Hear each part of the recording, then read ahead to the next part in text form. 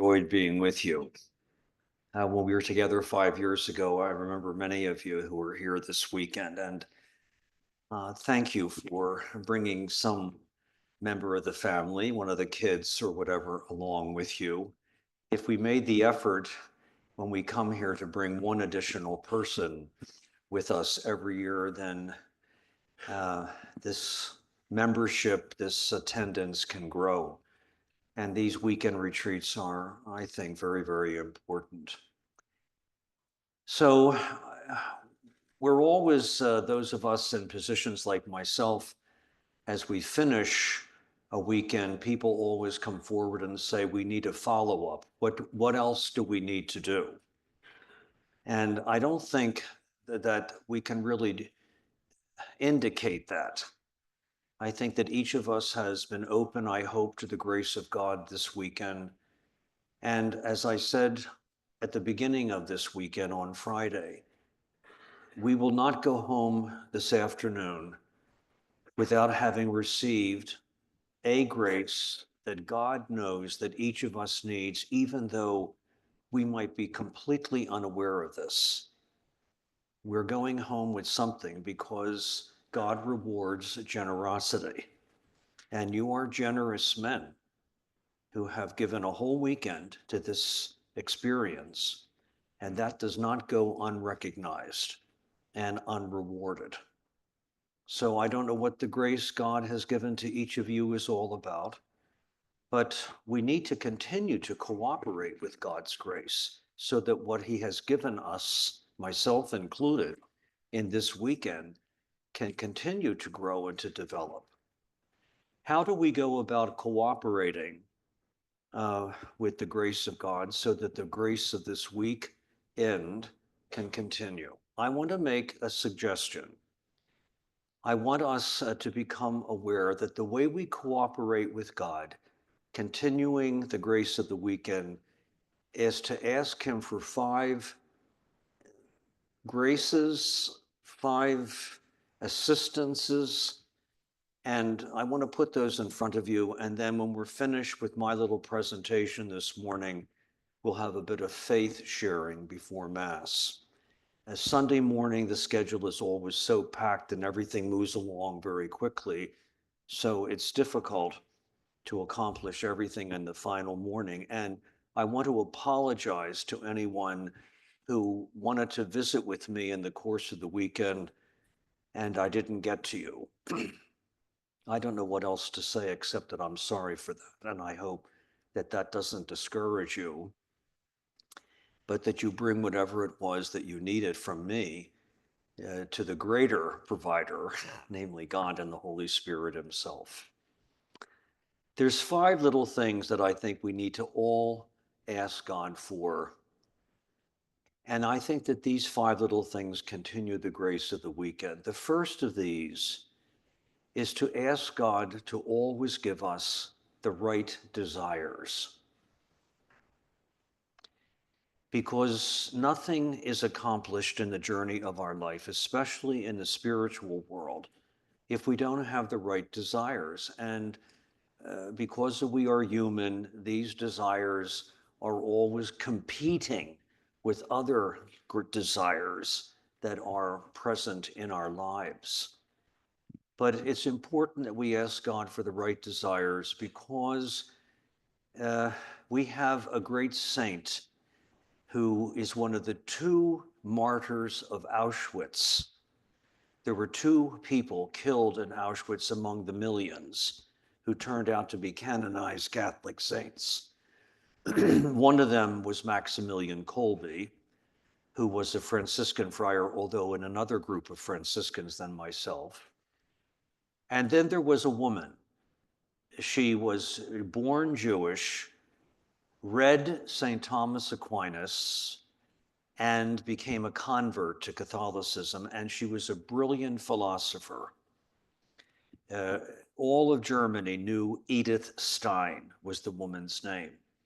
She taught at several universities, published very important articles and books, and she read St. Thomas Aquinas, and that reading moved her to the grace of conversion to the Catholic faith. And then she entered into a Carmelite monastery in Cologne, in Germany. And Hitler did not go after the convert Jews. He didn't touch them. And there were many convert Jews until the Nazis destroyed the neutrality of the Netherlands when they broke the borders of the Netherlands, Holland, and went in and destroyed the neutrality of Holland. The Dutch bishops wrote a blistering pastoral letter condemning the Nazis and Hitler. And that bothered him so much, the impertinence of these Catholic bishops, that he said, go after the converts. And they had moved her, and she had a handicapped younger sister by the name of Rosa. We think she was Down syndrome. And she entered the convent as a little lay worker around setting the tables and so forth. But they moved the two of them from Cologne to the Netherlands. And when the Dutch bishops, the bishops for the Netherlands, condemned the Nazis, they sent soldiers to get her. And they brought them out of the convent, she and her sister Rosa. They separated them on the pavement outside. And Edith Stein ended up going to Auschwitz, and her sister Rosa, we don't know what happened to her. The Nazis, as you know, developed a eugenics program.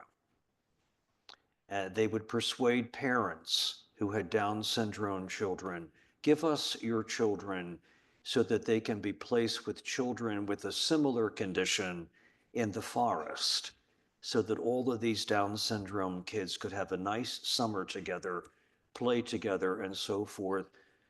And the parents, either in their innocence or in their stupidity, handed these kids over to the Nazis, and they killed them all because they weren't perfect. Anything that wasn't perfect was eliminated. He wanted the perfect Aryan person.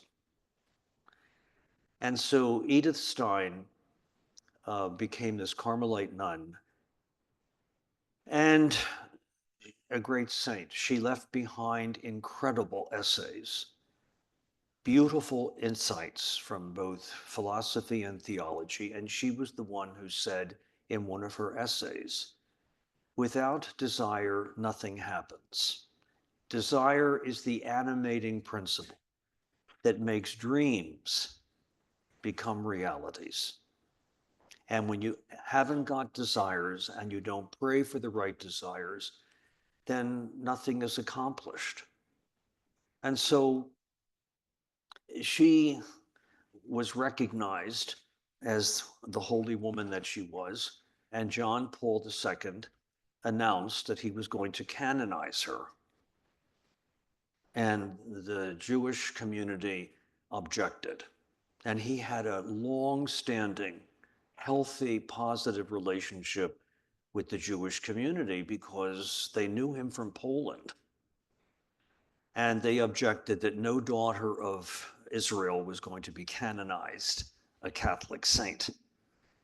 And clever little character that he was, he said, she will be canonized, but she will be canonized not with her secular name, Edith Stein, but with her nun's name. And her nun's name was Sister Teresa Benedicta of the Cross, and they weren't objecting to that. So he was the supreme politician. It was together with Ronald Reagan and Margaret Thatcher that John Paul II destroyed the philosophical foundations of communism in Eastern Europe. Make no mistake about that. The three of them were a triumvirate of power.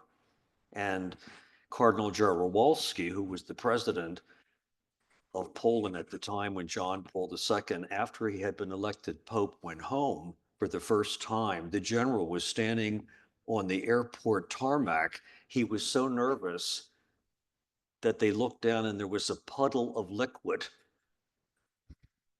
at the bottom of his feet. He peed in his pants. He was so nervous.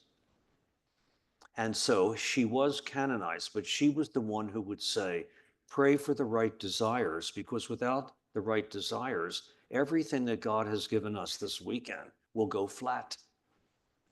Now, let me move this observation from the sublime to the ridiculous and quote Arnold Schwarzenegger. I will use anything to get the message across. Because Schwarzenegger, when he came to this country as this big, hulking, little muscular guy, Johnny Carson used to have these people like Arnold Schwarzenegger on The Tonight Show because he thought they were stupid and he would make fun of them. He had Raquel Welch one night on The Tonight Show. Beautiful woman, if you're familiar with her, at least in my generation.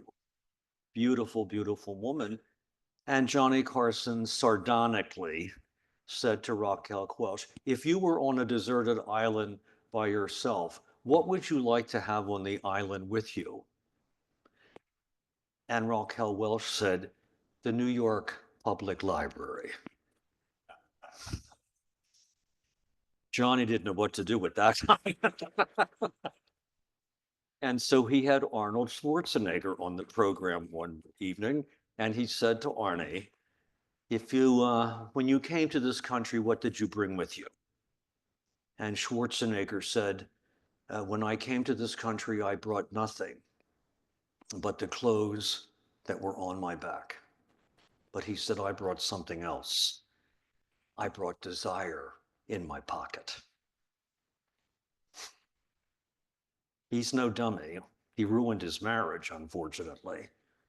But he became the governor twice, if I'm not mistaken, of California.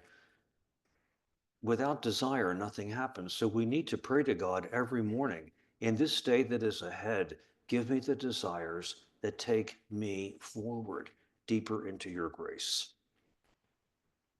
Here's the second thing.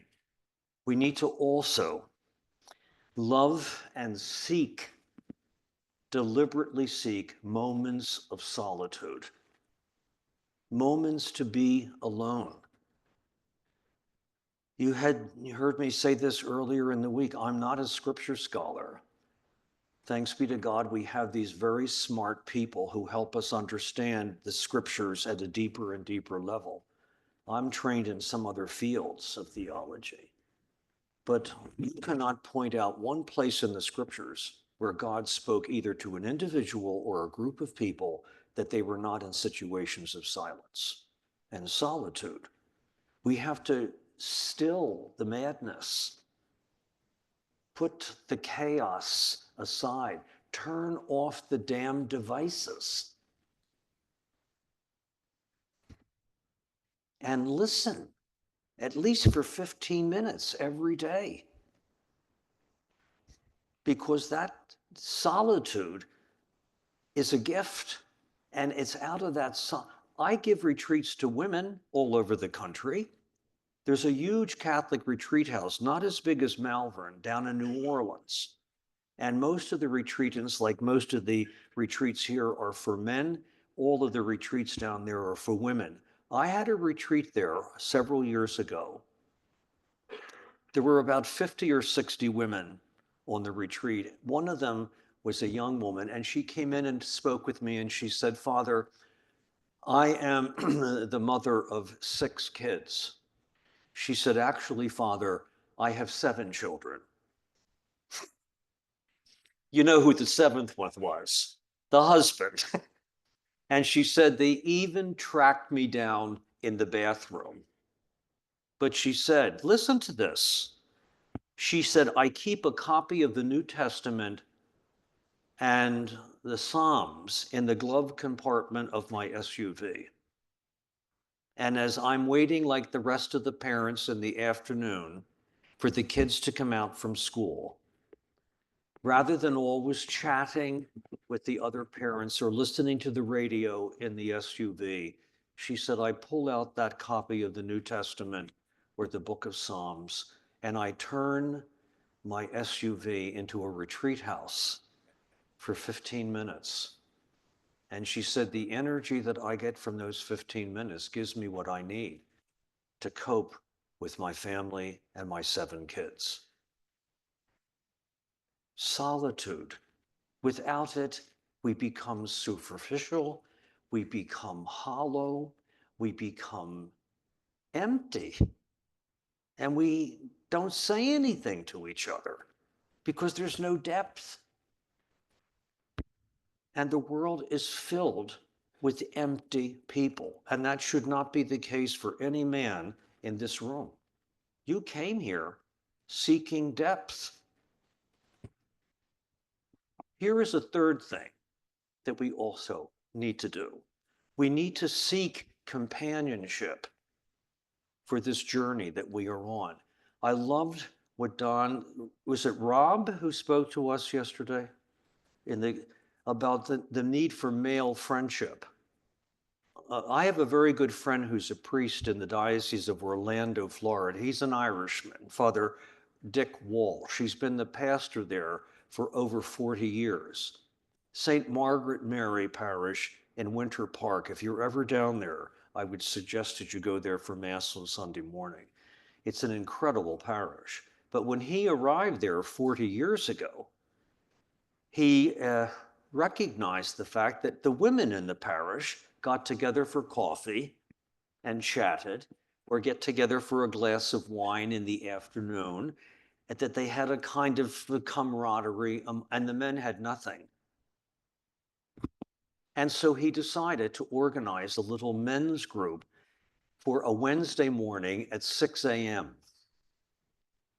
In the beginning, I think he had a half a dozen guys. If you go there now, every Wednesday morning at 6 a.m., 700 men come from all over the city of Orlando for that early morning. They have breakfast together, they pray together. If I happen, or someone like me happens to be in the area, Dick has me in to say a few words.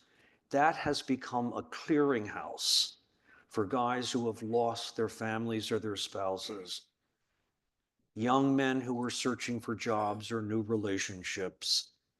That has become a clearinghouse of support. And we need this kind of companionship for this journey, especially into a deeper and holier way of life. We can't do this on our own. And so we need to seek companionship. And two parts of that companionship, let me suggest this, is first of all, a healthy and mature use of the sacrament of reconciliation. That we use the sacrament of God's mercy. And we use it as often as we need to. But I mean to use it responsibly, to use it adultly, and not just go to confession to reinforce our already over-established religious neuroses. Use the sacrament intelligently. The church asks us to go at least once a year, and that's fine for some people. People in nursing facilities, retired people living alone and so forth. Once a year is more than enough, but for other people, that isn't enough. And when people push me, no priest can tell anyone how often they should go to confession. But when people push me against the wall and say how many times, I suggest 4 times a year. We should go around the time of our birthdays when we're finishing one year and opening up a new year, and to use the sacrament as a tool of personal reflection and personal conversion. Do I want to repeat this year coming what I didn't do in the last year?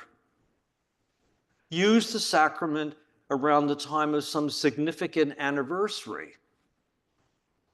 A marriage, in my case, the priesthood or my profession of Capuchin vows.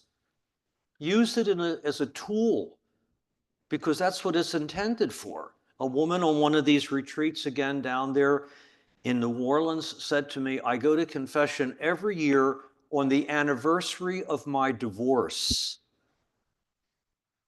because she said, my parents said, don't marry him. The priest said, don't marry him. And my friends who knew me better than the priest or my parents said, don't marry this sucker. He's not for you. And in my arrogance, to prove everybody wrong, she said, I went ahead and married him. And the marriage was an absolute disaster because of my pig-headedness. Look at our lives through the prism of grace and the mercy of God. Don't just run in there on a Saturday afternoon and pick anybody who happens to be in a box. Go in with reflection. You don't have to go every week unless you're dealing with something really heavy duty. And we should go during the two major liturgical seasons of the church's calendar year. Advent in preparation for Christmas, and Lent in preparation for Easter. And you're an intelligent group of men. So if 3 of those happen in 1 week, don't be running off 3 times in the same week. But use the sacrament. It's part of this companionship. And also, can I say, part of that companionship is having a devotional life. And a devotional life, especially a devotion to the Blessed Mother under one of her many, many titles, and a devotion to the Sacred Heart. That is a strong and beautiful devotion because it's all about atonement. I'm a sinful man, and I have got to come to terms with myself.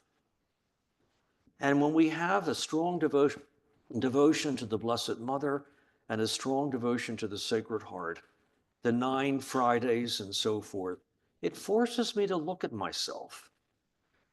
And so that third element is having companionship for the journey, including devotion to Mary and a devotion to the Sacred Heart. And here's the fourth thing: physical well-being. Taking care of ourselves. The body, I would go back to St. Anthony of Egypt, who lived in the 3rd century, not Anthony of Padua. He's the guy that we pray to when we lose the car keys. And where in the name of God that comes from in that man's life is beyond. That guy spoke 21 languages. He preached all over Europe in the 12th century, wrote theological. He's a doctor of the church, and we've reduced him to searching for car keys. That's Anthony of Padua. Anthony of Egypt was a lawyer and a politician who never married in the city of Alexandria in Egypt, way back in the 3rd century. He looked after his aging parents and buried them. Then he turned his attention on educating and finding a suitable husband for his younger sister. And when that was accomplished, he went to live as a hermit in the desert, but they never left him alone. They kept coming out, asking for his advice, seeking his spiritual direction. He's one of the few desert fathers that we actually have a lot of his writings left. And he was the one who said, and isn't this true? Every one of us is a composite of 3 elements. He called it the ascetical triad: body, mind, and spirit. And those 3 dimensions of who we are have to be attended to. I would like to think that this weekend, all 3 have in some way, shape, or form, that the mind that each of you has been brought to think about things because of the prayers and the little conferences I've prepared, that we've been well fed and you had a good night's sleep, and that the body needs to be cared for. It should not be in an antagonistic relationship with the mind or the spirit. And so physical well-being, and what does that mean? We should all have some kind of an exercise program, even if it's walking in the local mall. or around the church parking lot when the weather permits, and when it doesn't permit, to go inside the mall. It means a healthy issue of time management,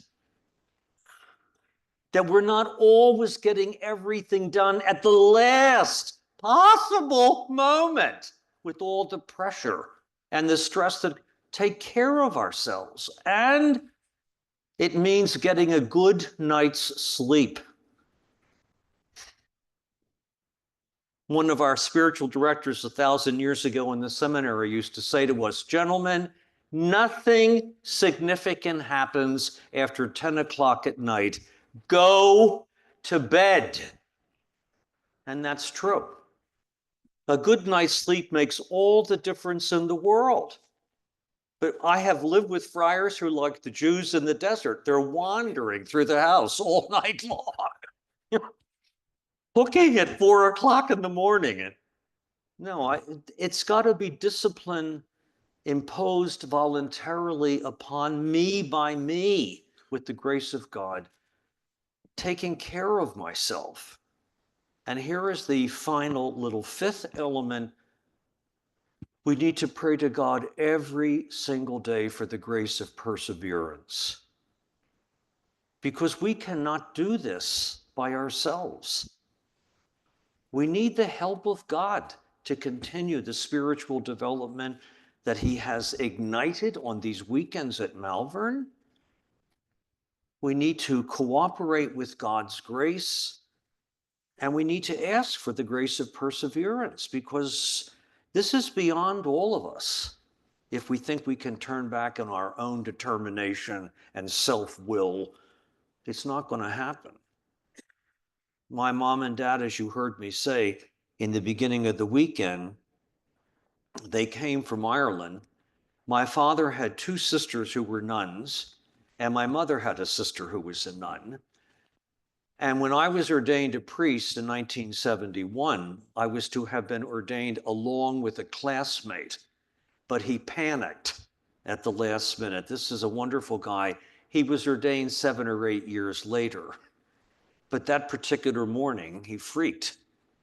And so the bishop that ordained me was a missionary bishop and a Capuchin he was home on holidays, from Papua New Guinea, an American from Western Kansas. He was a farm boy who taught theology at Catholic University, and the Pope made him a bishop in Papua New Guinea.